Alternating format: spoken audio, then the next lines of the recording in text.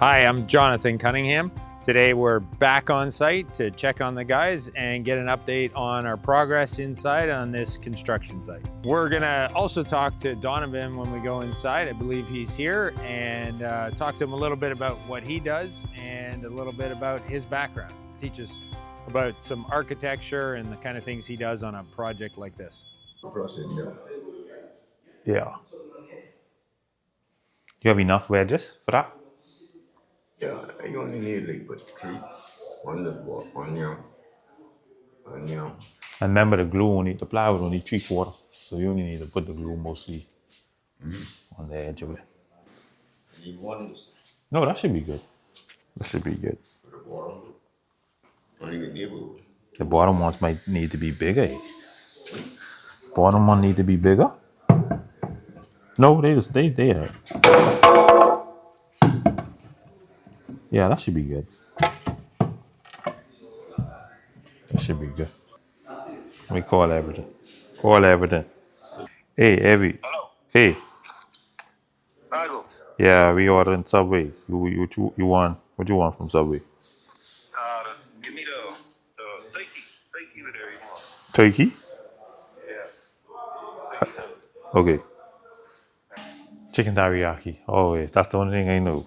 So can't go wrong with that.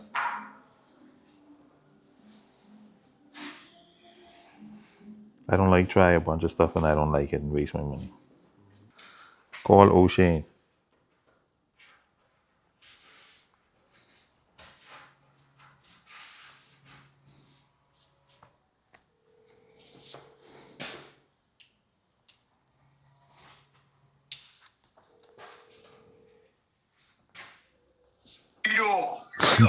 Hey, I ordering some Subway, boy. What you want?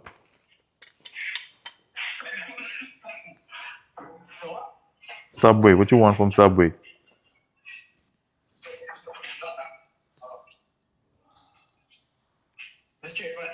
You good? Yeah. Try something, boy. Roast beef. They got roast beef. They got chicken. They got tuna. They got steak. Chicken? Chicken turkey. I get you a 6-inch then, since you ain't sure. Yeah. Huh? Yeah. All right. What you want from Subway? Subway. What you want from Subway? For you? Yeah. Subway. Chicken, roast beef. Chicken?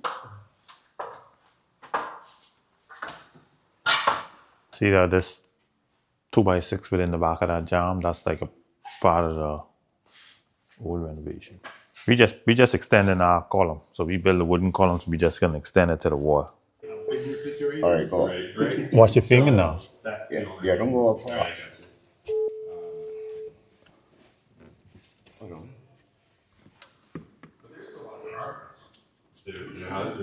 Just take some B-roll and stuff. Keep it a lot cleaner and you can see things Push up on it. finished. So, okay, Oh. so good, yeah.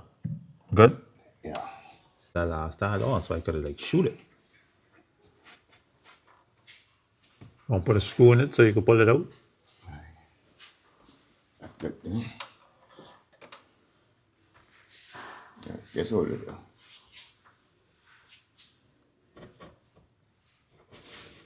Pull it up a little bit.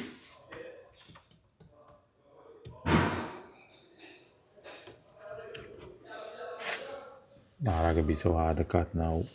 I cut it on an angle. What's gonna be after that? You mean the red? This, yeah. Come on, it's straighten it up, man. No, I mean this. Not all. There ain't no wrong with that. Yeah, that'll be, yeah.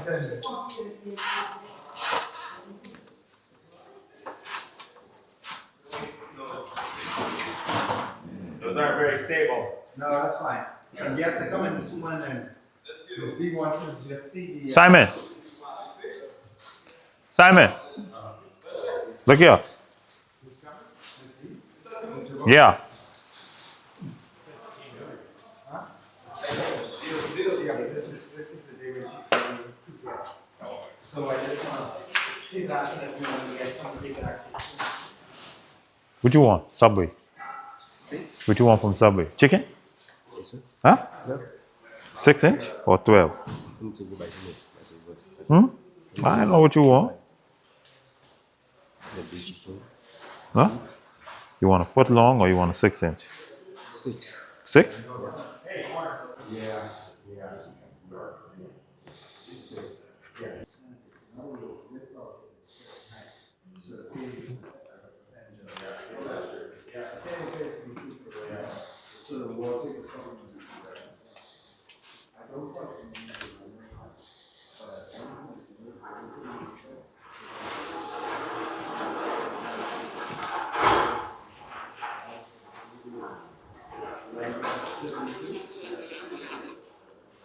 My point of view, it looks fairly decent, but now we still have a little bit of wiggle room because I think at the moment there's 5, 6 between here and that railing, so we can still wiggle it forward slightly. But in doing Yeah. that, they come off center for that. So that's a bit of a concern for me. Morning. Good morning. How are you? Maybe they expose more. What do you think, Yolanda? You like them? Absolutely love. I've always said, and I've been very consistent, the work is superior. Thank you. I like them. I was worried about it. It was like, Why do you worry about it? they're hard. This is really hard to do. Really? Really hard to. You see the compound curve, right? They curve on the side and they curve on the front. Right? So that whole, it's called a compound curve, but it all has to be done and shaped by hand. And then you got to get 3 of them. They have to be symmetrical. And then the whole ombre paint finish is really difficult. So yeah, I think they're so cool. And that's the whole point, right? They're supposed to be the showpiece of the whole Exactly. grand entry, right? It's good when I bring these people in this morning. That is going to look pretty. Yeah, it's very cool. Yeah, appreciate it. Was I not supposed to touch this? That's why I said we got to take them off. Right. It really doesn't look bad. And We didn't want both of them yesterday. So you see what I was talking about with Wait, wait. That and then. the yeah. I mean, I think there's lots of room, right? So I think it's okay. And you know, it's what he tells us to do. Let's just do it. But I think it's okay. I mean, there's a ton of room back here, but it's not so crowded that they're going to have problems. I don't think. So it's probably okay. And I would say getting them straight. You know, laser them, right? Because your eye's going to pick it up if anything's off. Yeah. But I would laser this back edge so that they're perfectly straight, and then, you know, that one's definitely centered with the walkway, centered with the door, right? And then equal space for between them, just so it's absolutely perfect. You walk in and your eye isn't distracted by something out of center, right? How tippy are these? How susceptible is this to falling over? They're very tippy. So we need to get them. Yeah, you can score. Yeah, I saw him out in the parking lot. He said he's gonna message me. That drawer was loose. They look great though. This finish is extremely difficult to achieve. It's just done by hand, right? So it's really, really hard. It's called an ombre, but it's just layering many coats of paint to get this speckled, faded effect. It's very cool. Well, that's looking good. Oh, look at this. None of this was done last week. This is all designed. One Spa World provides spa services for the majority of the cruise ships around the world. They're a very large company, and this is one of their few land-based spas. So all of the design of this 30,000 square foot spa is done by a company in Miami.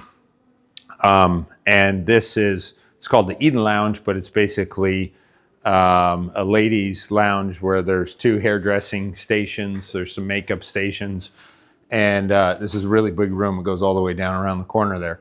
So it's all their design, and it's very cool. It's a very bright color, very bold color. It's really going to look excellent. Generally, when I show up, I'm sort of looking at high level, right? When you're here every day working on a project and you're looking at working on all these little details, trying to fit it. It's harder for the guys here every day to sort of see the big picture and what it's supposed to be look like. And at this point, I've been looking at these renderings and these drawings for well over a year. So when I walk into a space and look at it, I'm kind of looking at the whole thing, envisioning when all the fixtures and furniture are in, all the shelves are loaded, does it look correct? You know, are these shelves going to hold the right size bottle? Is the layout right? Have we done anything that's slightly wrong, something that doesn't align with the light fixtures, anything like that? So I'm generally just looking for any kind of problems or any kind of issues that maybe nobody else has seen yet. And this job's far enough along that it's looking really good. Most of the time, even before the cabinetry shows up, I walk onto a job site and I'm looking at all of the rough-ins, the plumbing, the electrical, gas lines, anything like that. So just by staring at the wall and seeing the electrical, I know that there's supposed to be some plugs behind those two cabinets. There's a refrigerator goes over here, needs a plug. There's a sink on that side, so we should see the plumbing rough in there. It's an undermount sink, so you know the height of the pipes where they come out the wall, all those kind of things. So I don't need drawings. I don't need the cabinets. I don't need anything. I walk in the room, and because I know the project, I can instantly see, do things look correct? And that's what I do most of the time when I come. Just a quick glance, everything looks okay, and I move on.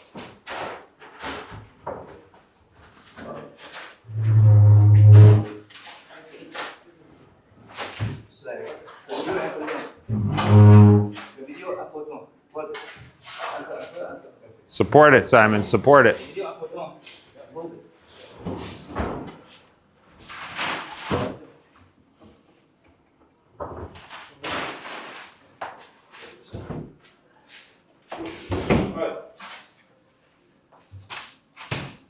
Looks good.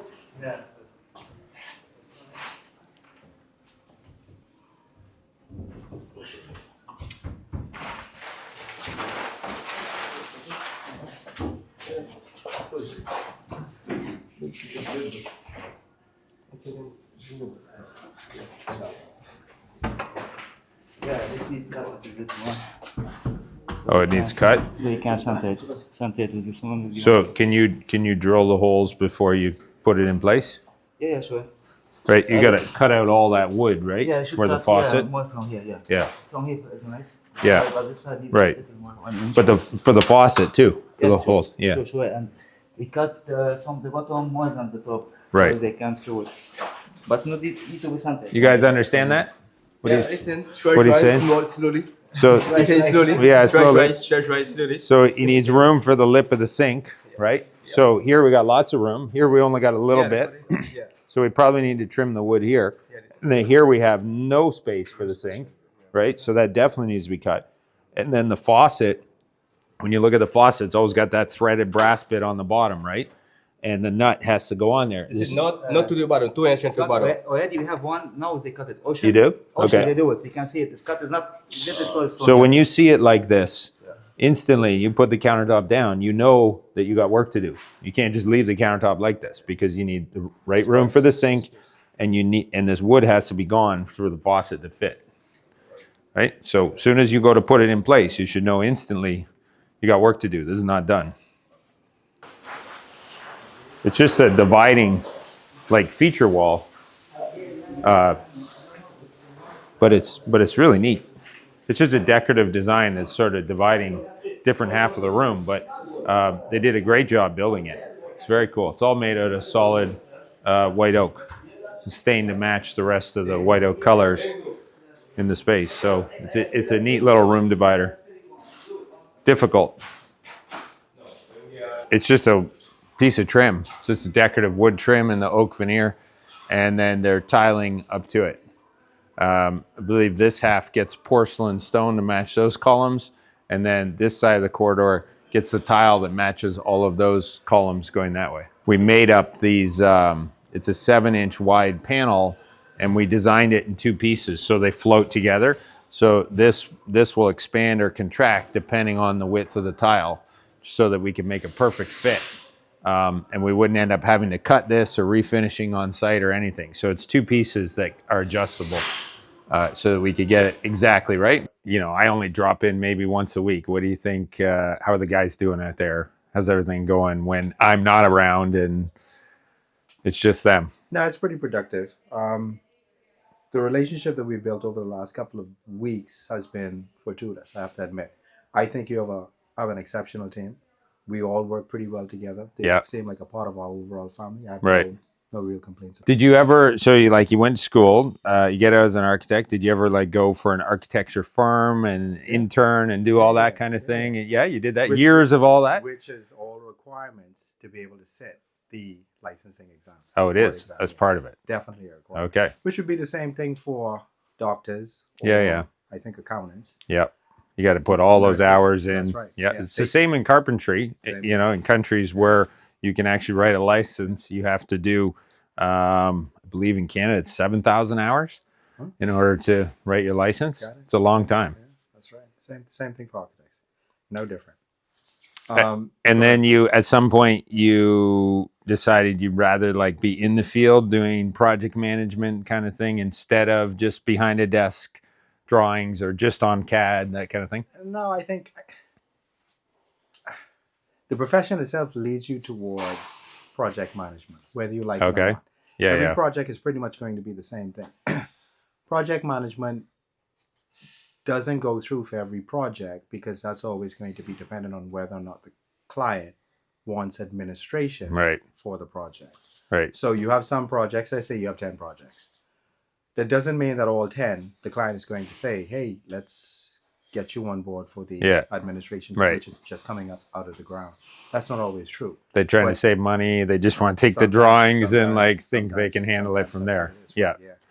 Does it always work? I mean, I've worked with a couple of clients who have been fairly hands-on and fairly aware of Yeah. construction, and it works well for them. Others find some challenges along the way, and then we get that little jingle saying, "Hey, you know what? Yeah. I think you need to be on board now." And Yeah. Now we need help. yeah, no, and of course we step in.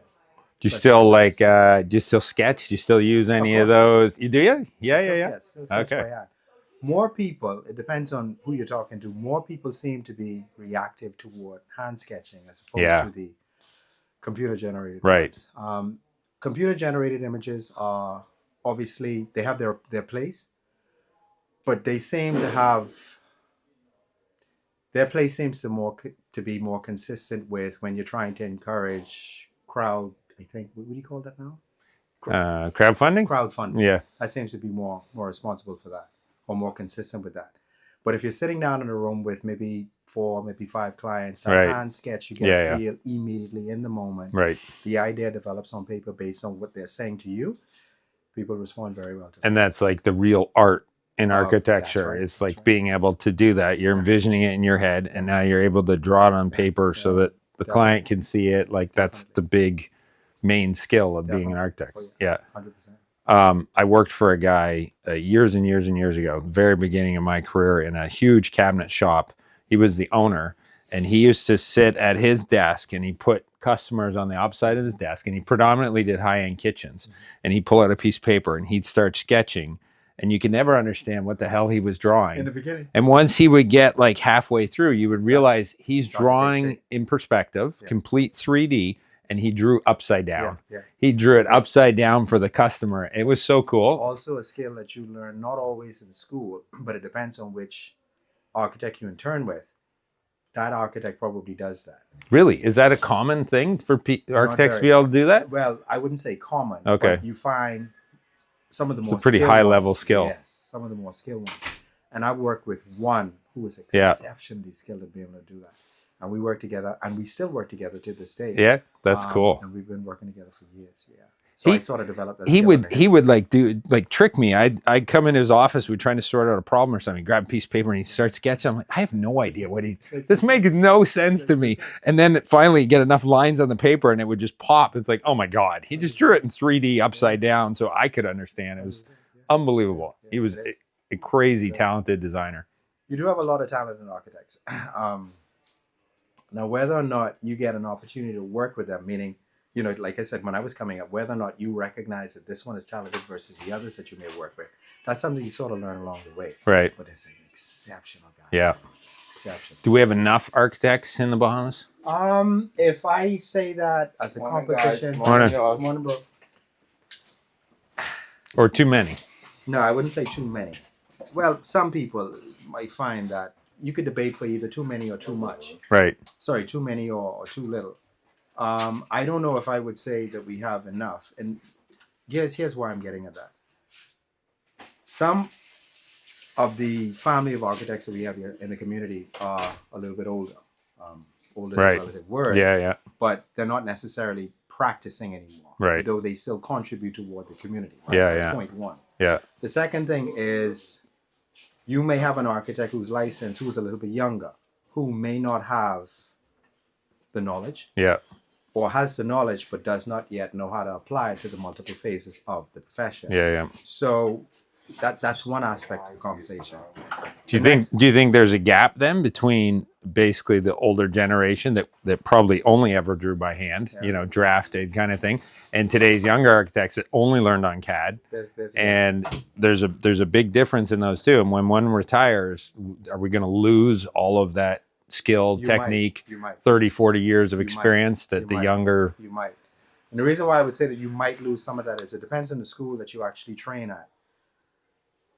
Some schools are very firm on the old way, which is by hand Right. and developing thoughts, concepts by hand. I learned that in school. Precisely. Line weights and pencil and all that. Yeah. Precisely, right? Because we're in that transitionary period where you capture the old, you know what the new looks like, and you get a nice perfect blend. Some level of blend, right? Some of the younger ones coming up are not. No. It's pretty much all computer. It's all computer. So that gap is just getting wider and wider and wider. Is that what we want? No, that's not what we want. No. That's not what we want. But some of this is likely to be lost. And with now in the age of AI, where I can pull up my phone and do a rendering in 20 seconds, is it going to get to the point where the skill of actually hand drawing and the ability to envision something and create it on paper, draw it on paper, It'll be abundant. that's going to be more valuable than anybody that can just do a rendering on their ChatGPT, right? That's right. Yeah. So those skills are going to become more valuable. As at the same time they get more and more rare, they also going to become more valuable. For sure. We'll see. How do you go about becoming an architect? If you're, let's say, getting out of high school, live here in the Bahamas, what's the path to becoming an architect? So we had careers day at my high school. You get an opportunity to choose which you think you want to study. That's something you're pretty much going to discuss with the guidance counselor, which is what I did. Career day comes up. You have a rough idea what you think you want to do in that moment.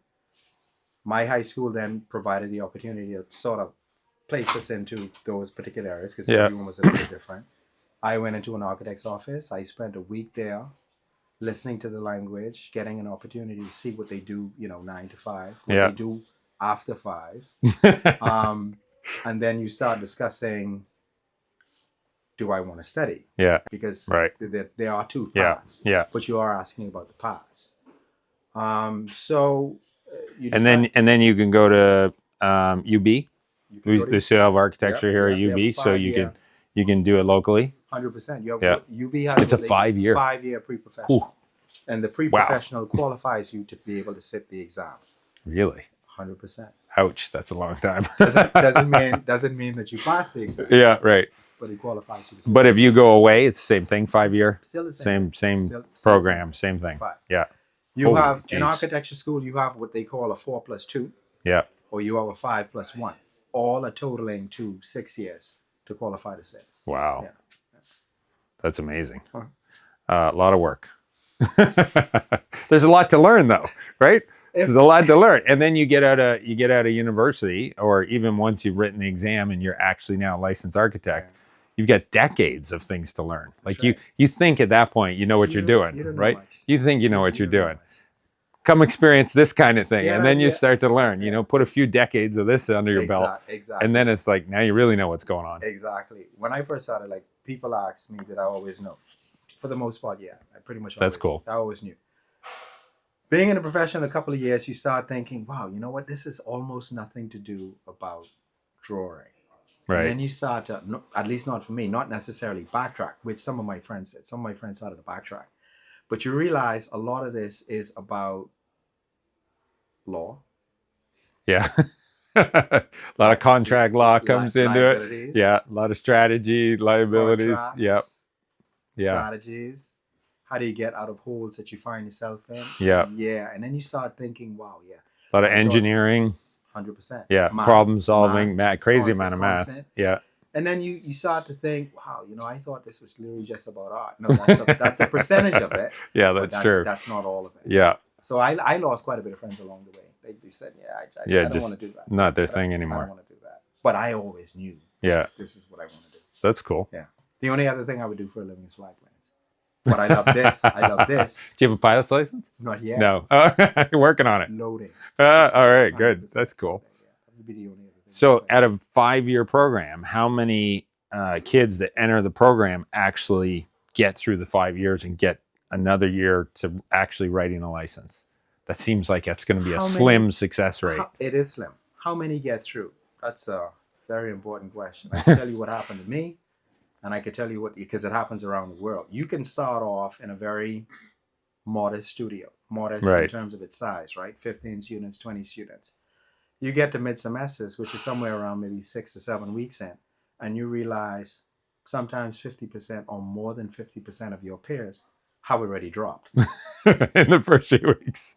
Yeah. In the first They got a long way to go. first couple of weeks. Wow. Even more of those people drop even after they complete the degree, because a lot of people don't go forward to actually sit the exam, Interesting. because the exam is also grueling and the preparation for the exam is also grueling. Right. So again, slim success rate. Yeah. It's very slim. It's very slim. I heard someone say to me a couple of years back, "Oh, you guys seem to have a boys club." Not too much to the extent that they were suggesting that it seems to not be inclusive of women, but he just meant either you're in or you're not. Right. Do I believe that? No. But I can understand why that idea, why that thinking actually exists. Because it's grueling to get it. Yeah, it's very hard to get there. It is. But it's difficult for a reason, because a lot of what architects do is protection for public. We're in a public building at the moment. Right. If a fire actually breaks out in this building, a lot of what architects are thinking about, how do I get patrons out in time Yeah. and emergency services in time to save the persons that were not able to get out because of some level of disability? That's why you wouldn't let me tear down the fire rated wall. 100%. That's why we argued about it the other day. That's an absolute no. So, do you think that AI is going to replace architects? I would say that AI is an exceptional tool. Will it replace? No. Will it complement? Fundamentally, yes. Yeah. And replacement has more to do with the patron. The patron has to decide what is the value of AI versus sitting in the room with an architect. The patron is pretty much going to control the market and how the market actually responds to that. I don't think architects are actually going to go away. No, I don't think so either. 100%. Would like using AI, complementing the business and changing the business, is that going to emphasize the art portion? Again, back to the hand drawing and the artistic half. Absolutely. If computers and technology can take care of a lot of the mundane mathematical engineering portion of it, they can actually do drawings, 2D drawings as well. Right. That leaves the human to do the creative, the hand drawing, Leaves you with more free time. and build an actual emotional connection with the client. Yeah. AI can't do that, No. right? But No. but an architect can do that with their pencil and with their ideas and translating the customer's needs and what they want and translating that into a vision and a building. 100%. And I don't think AI can handle that. And if it can, not yet. Yeah. I mean, I have quite a bit of faith in AI, probably more than I should. But it's definitely a handy assistant. Yeah. So I don't think it'll replace us, but I think it definitely will complement us. That's what computers did. If this, Yeah, if totally, this conversation came up 20, 30 years ago, Yeah. would computers be as integral as they are today? Most persons probably would have said back then, no. Yeah. It's not going to be Yeah. the There's case. no. But we rely pretty much on computers for everything. Yeah. Whether that's printers or some other periphery that sits on your desktop. It's a complement, Yeah. But That's true. we're still in control. you know, well, at least we think we are. Really? Why, you think there's issues? It's just big and heavy and, No, I'm talking about all this electrical stuff. oh, they just don't want to deal with it. So, I think somebody started building this base. I don't know what they built it for, but I know that ain't the way. It's what they want to do. If they putting this on the base and they cut the hatches for that, ain't no strength to be in this. Mm-hmm. So, from your knowledge, you know anything but this being like if we build a base for this would be higher or? I thought, no, I don't think it should be higher. It has to touch the ground, right? Yeah. Go on. So I thought we were just cutting access hole, like one in the middle there and one in the middle there. And that's it. We don't even need one on one. Oh, maybe you do. You got some pipes there. The pipes over here. Like they gotta clean that whole thing up. Yeah. You know what I would do is I would cut the two, if this is the bottom shelf, right? Just cut big, giant one, not so big that you affect the strength of the cabinet, right? But a fairly large access hole like that would reuse the piece as the door.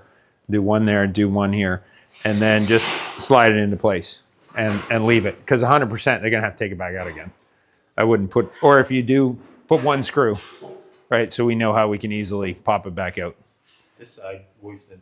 Because the minute something's not working and we can't figure out the lighting and the this and that and whatever, they're gonna have to, yeah, I mean, they're gonna have a lot of work to do. So I'm not even sure you can get it in there. Like those pipes totally look like they're in the way of the leg, aren't they? Are they outside the leg or? How tight is it to the two columns? 75 and I think that's like 79. So they get 2 inches in between. Yeah, so that's gonna land right on the pipes. Yeah. Some of them pipes that ain't supposed to get eliminated.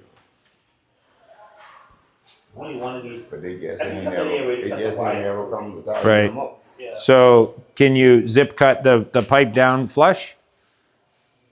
Right, they can still fish through it if they need it in the future, but just cut it down flush so your leg fits, right? Yeah, I would say, let's take a look inside. It just, yeah, that's all it is. You just need to cut that out nice and neat. If you, yeah, I would oh, does it? Why so far back? Oh, because of the kick and everything, right? That's okay. Right, so is that first floor box is also in the way? Maybe the first two? No, the little ones. The first two are in the way because the kick is recessed so far. You've only got, Under blocks right Maybe there. this is- Cut out. Yeah. Cut out of it. I ain't- you only got 16 inch depth or something, right? Those are completely exposed. Yeah. I was guessing. Double check it from the back wall to wherever that kick is on the front. You see the kick's large and recessed? Right, so that's 5 inches. Yeah. 6, so that would be 25. Oh, so it's a little better than I thought. 20 minus 3/4, right? So we got like 18 inches. 18. So one of them's a problem. Yeah, that's one right. Yeah. So if that one goes, then you should be good.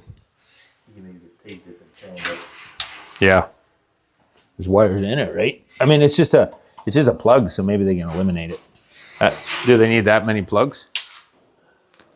This one in the front is in the way of the kick. Yeah, So, I mean, you already got 2 plugs there. Can they move it or eliminate one? And these pipes, are they in your way too? they're close. Measure those, Dino. 18. Very close. Very close. It probably be okay. What I might be able to do is cut them all the way back to the floor Yeah. Yeah. and or turn them out of the way. And then these ones, same thing. You cut them to the floor, and then they can still use them if they need to. But there's also like a 2 or 3 inch gap here, Yeah, definitely. right? So Definitely. that tile should go all the way. Floor tile, Yeah. I'm with you. finish all the way, Yeah, we'll right? shove that up. Yeah, before we actually shove that in.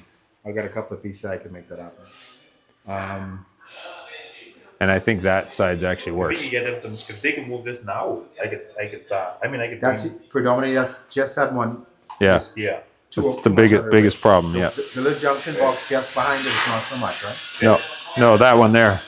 That one's okay. Yeah, that one be at 6 inches. You can do cut piece of the door there. That's what I'm hoping we don't have. Cut piece. No. I mean, You mean this? Yeah.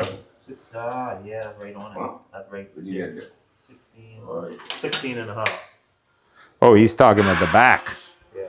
The backside. But Definitely. but the backside's you don't see the back, You don't see the box. right? So even if the notch goes in the back, it's okay. Yeah, We it's definitely never we definitely have to cut the red toe because of that. right. There's Yeah. only so much I could walk those pipes into the wall. Okay. If you turn the unit over and jigsaw out that hole, you get a nice clean cut and you reuse the piece and just do it that way. Yeah.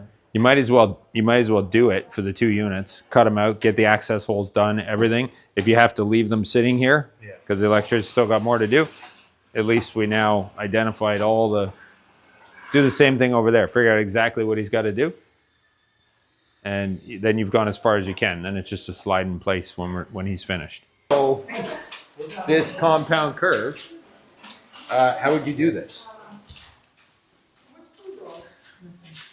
Or the plywood? I mean, Well, I don't know. Like, is it what is it made out of? Is it plastic? Is it just like you kind of hope and wish and something bends like this, or that's how do you think they made it? 3/4 plywood. What I think they did is just notch the back. If it's 3/4 plywood, I would notch it down to like 1/2 inch and only have a 1/4 inch and just bend the front.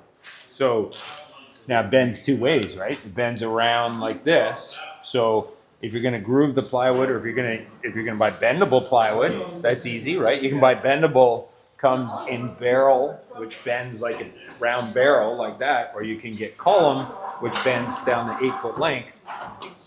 But you need both, right? This is bending in the column profile in the height like that, and it's bending in the barrel profile horizontally. So how do you do both? Like I can take this piece of paper. If we're going to build out a laminate, I can bend laminate in the column shape, or I can bend it in the barrel shape. But I can't do both at the same time. I end up with this ridiculous crinkled mess. Right? I would do 2 pieces. I would do the bottom first, get the bottom curve, and then this upper one, and then That's right. Bend. Do it 2 pieces, Yeah. and then your corner, the actual compound curve part, you got a gap, right? So that's exactly what they did. They used column on one side, barrel on the other side, and then when it comes to the corner, the compound curve is basically a gap, and you have to form it by hand. bondo. You mean like a bondo or something? Yeah. So they use a series of layers of plywood and then a lot of bondo, and you're hand shaping it. It's the same idea as a car. When you're making a repair on a car that's been damaged and the profile of the door or the hood is curved like that, you got to do the same thing. And it's just human skill, right? It's the ability to hand form and look at it from all angles. So the really cool thing is, I'm looking like every direction that I can see, and it's high gloss, so it's very reflective. So any little bump or distortion, I'm going to see it, right? And you're not going to see it till the painting's done, till the high gloss goes on. So the guy that's doing the work in the shaping, we have a bunch of photos of them doing it, right? Because it's so hard. And then they called me and they said that we didn't realize this was so hard. It's so difficult to build, but they're fantastic. To look at every one of the curves, and I can't see any distortion. I mean, it looks like magic, right? Like it just popped out of the machine, perfect. They did a really good job. But the paint job, like I was trying to figure out like how they get the paint job, like Yeah. So the curve is one element, and then the paint job is this is what's specified, an ombre finish, right? So we did some samples up, but it's kind of like fogging. Right? If you take your gun and you're spraying close here, you're getting lots of paint, and then you're pulling away, you're getting less and less as you pull away, right? So when you look really close, it's a series of little dots, right? And that's all you're doing is you're basically fogging it, and you're creating that ombre look as you pull further away. And it's multiple colors. It's not just like blue. There's blue and greens and teals, and so in order to kind of create that look, it's a whole bunch of different colors, a whole bunch of different applications. You know, each color is another pass, right? You got to let it dry and then do another one. I think it just takes a lot of skill. I've never done it. So after the paint, then they turn around and put a high gloss over the and then paint. and then once they're satisfied and they love the ombre look and it's very even and consistent, then it's got 5 coats of high gloss clear. Look like marble. Yeah, and it does. It kind of looks like marble. It doesn't look like any kind of man-made product, right? And I think that when you look at the 3D rendering of this wall and you look at these pods, I think the original vision or the concept is that these are a giant chunk of granite. It's like 3 big granite stones with this natural kind of ombre teal color to it, right? Yeah, it's very cool. Very, very well done. The original drawing for this was calling for this to be like this whole curve thing would have been drywall, but you know, it's not easy trying to get that whole curve and the bendable thing out of the drywall. So what we did is we built a jamb for the cabinet, so we could have like used the bendable plywood or multi-layers of the plywood to take the curve, and then the drywall, all the metal studs in the frame, will come down to this cabinet, and then the drywall will go from here and go up.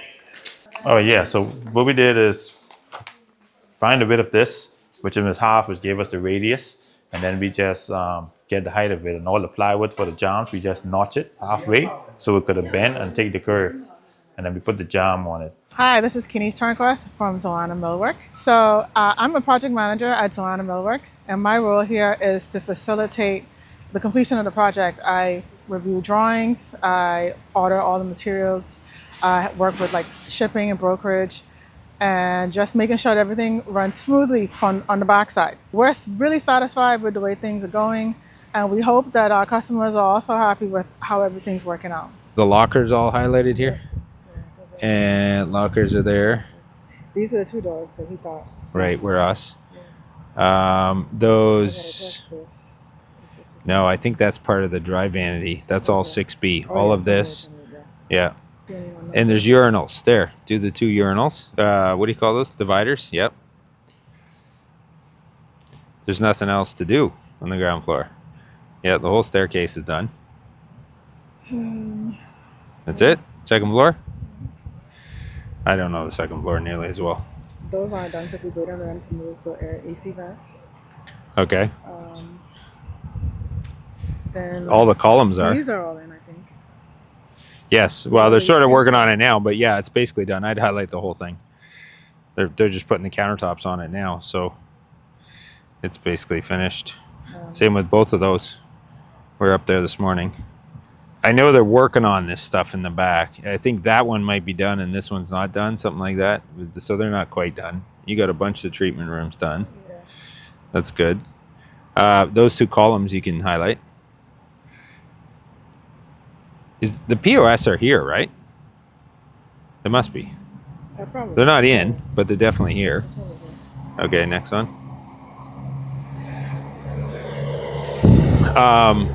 Those aren't really done because of floating shelves, but we're waiting on them, aren't we? Or do we need a bracket? But I mean, we've done all the rest. We put all the base in and everything else. This is in 6B, the oval thingy at the top of the stairs, and then the beverage counter, which is right behind that, is in. But I think the 2 POS are here. Probably not installed because there's no space. Yeah, because it's a mess up there right now. And what about these treatment rooms? That's done yet? No, they came Is that 6B? No, I think they came about 2. Oh, they did. Okay, so just not done yet. No.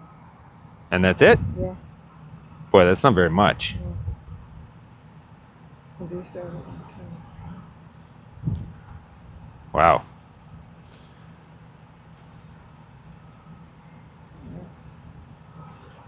So Dino's only got a day or 2 downstairs. Those little things he's working on. And if that's it, those couple of treatment rooms, and finish these things, that's only like another day's work. But then the retail stuff upstairs. Yeah, and well, I guess those we could still do whenever they're ready. I think it is. Yeah, we started it months ago, and they had to move a bunch of electrical and stuff, so we never finished it. Okay, so we're very close to going to run out of work before 6B arrives. There can't be more than 5 working days left on all this. 1, 2, 3, 4, 5, 6, 7, 8. 8 treatments. 12 guys. Let's say 5 to 8 days, the most. But like with this many guys on site, I don't know. It doesn't look like very much stuff when you walk around. There's not Not a lot of boxes. There's not a lot of stuff left. Okay. Well, that's good news. We're getting close. We just need 6B.